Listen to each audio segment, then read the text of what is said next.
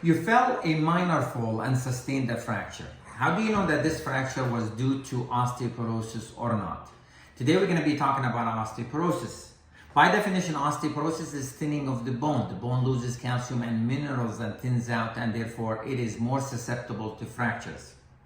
There is a misconception about osteoporosis that can cause pain. Certain patients come to us and they say, I have bone pain or I have joint pain is due to osteoporosis. However, osteoporosis is asymptomatic without any symptoms.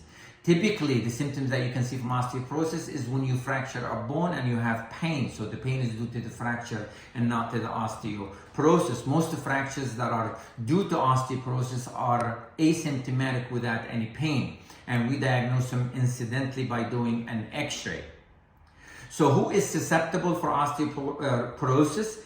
Anybody over age of 65 are at a higher risk of osteoporosis. Females who are 2 years postmenopausal are at a higher risk. Certain patients who are taking specific medications that will increase the risk of osteoporosis, such as steroids or anti-epileptics. People who live a sedentary lifestyle are at a higher risk of osteoporosis. So as a physician, I start looking at patients over age 50 to 55 to see if they have higher risk and see if I want to test for osteoporosis. So how do we test for it and diagnose it? Typically, it's through a test called a specialized X-ray called a DEXA scan or a DEXA CT, a CT with a special protocol. Both tests will give us a T-score. A T-score of -2.5 and lower is osteoporosis, -3 or -4. The lower the score, the worse the osteoporosis or the thinning of the bone. A T-score of -1 to -2.5 is osteopenia or the beginning of osteoporosis. A T-score of over -1.5 toward the 0 is normal. So we use this T-score to help us with treatment and follow up with the patients.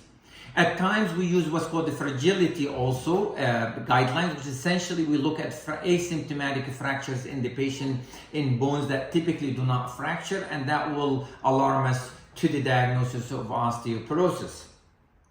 How do we treat it?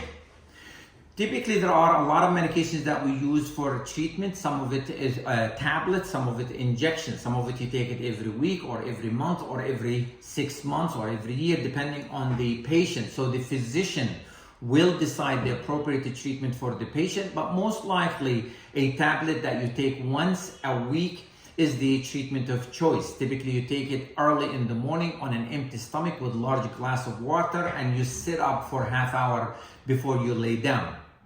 We usually repeat the test, the DEXA scan, after 2 years to see if the patient improved or did not improve. So what we're trying to say is that osteoporosis is asymptomatic. We should start testing for it at least after age 65, if not earlier, in certain patients that are a higher risk of having it. We test for it to prevent complications from it, which is especially fractures. Thank you.